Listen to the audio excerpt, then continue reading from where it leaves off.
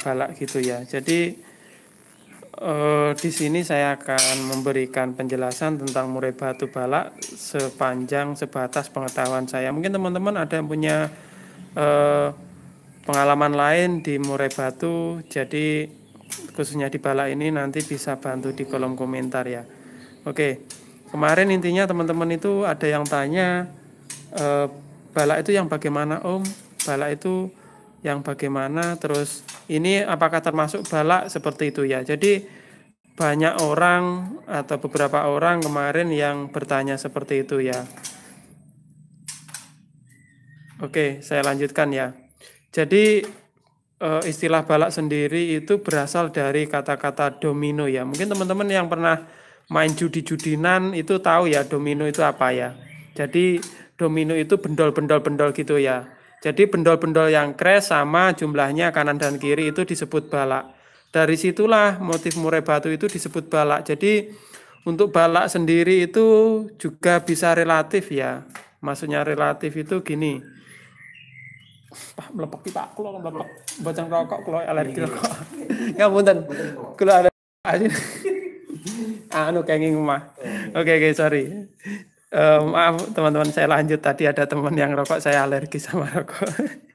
Melepek-melepek kudu anu. Bersin-bersin Pak kulo. Oke, kita lanjut. Jadi intinya itu ya, kayak domino. Jadi balak yang disebut relatif itu bagaimana?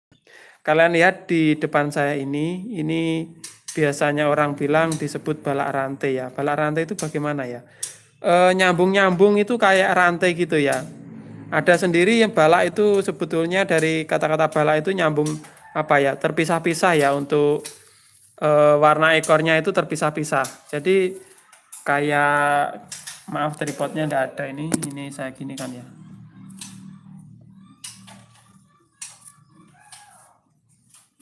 Coba kalian lihat ya, ini kayak gini ya.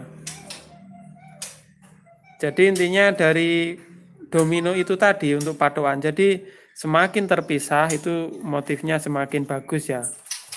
Seperti itu. Jadi kalau orang bilang kadang-kadang kalau disilang-silang itu ada yang namanya balak rantai, ya inilah balak rantai. Jadi ini juga balak, tetapi balaknya kurang putus-putus kayak gitu ya. Kayak gini.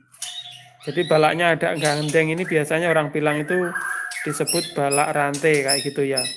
Terus bagaimana dengan motif lainnya? Kalau motif lainnya itu yang jenis Sumatera atau lokal itu putihnya juga panjang ya, tetapi pangkal ekornya ini ada hitamnya memotong-memotong seperti saya bahas kemarin-kemarin ya. Jadi bedanya seperti itu. Kayak gini. Nah, kalau mengumpul kayak gini ya, jadi balaknya balak ngumpul kayak gini. Jadi untuk sebutan balak sendiri sebetulnya itu relatif ya. Semakin putus-putusnya jelas, semakin panjang itu semakin menambah keindahan burung tersebut dan semakin mahal tentunya kayak gitu ya. Untuk murai batu balak. Terus balak sendiri apakah ada yang dari hutan? Kemarin ada yang tanya gitu. Ada. Jadi jenis nias juga ada balak noktah itu termasuk balak ya. Noktahnya ada yang tebal, saya pernah menemui kayak gitu. Kalau teman-teman bilang saya beli balak Sabang kayak gitu ya. Saya sendiri selama sekitar 7 tahun ini belum pernah menemui balak Sabang. Pernah itu 5 tahun yang lalu ya. Saya pun tidak jadi membelinya karena harganya sangat mahal sekali ya. Jadi bodinya jumbo besar. Terus balaknya itu putus-putus kayak domino, kayak kartu wajik itu. Pernah saya lihat itu beberapa kali dari pengepul sana. Tetapi sekarang udah lama sekali tidak ada ya. Mungkin ya intinya ya punah itu ya. Oke, mungkin tentang keterangan balak ini bisa membantu teman-teman yang pemula yang sudah berpengalaman tentang balak nanti bisa dibantu di kolom komentar ya. Terus ada lagi yang bertanya kemarin ya saya tambahi balak paling panjang ekor berapa ya? Sekarang ini banyak balak-balak buatan ya. Saya lihat itu yang paling menakjubkan saya juga kagum dan heran. Itu miliknya Ring DNA ya. Itu impor dengan lokal di Silang kalau tidak salah kemarin. Jadi ekor balaknya itu kuat 30 cm kalau tidak salah. Itu harganya juga saya geleng-geleng kepala. Memang itu buatnya itu selama bertahun-tahun ya, disilangkan akhirnya menemukan balak. Kalau tidak salah yang terakhir itu saya bahas di Murai Batu Indonesia itu dia sudah menemukan ekor hitam panjang sekali kayak gitu ya. Jadi untuk balak sendiri bisa dibuat dengan persilangan ekor hitam dengan putih kayak gitu ya. Kalau menurut saya di depan saya ini yang saya pegang ini juga sudah silangan kayak gitu ya. Jadi mungkin sekian dulu tentang murai batu balak.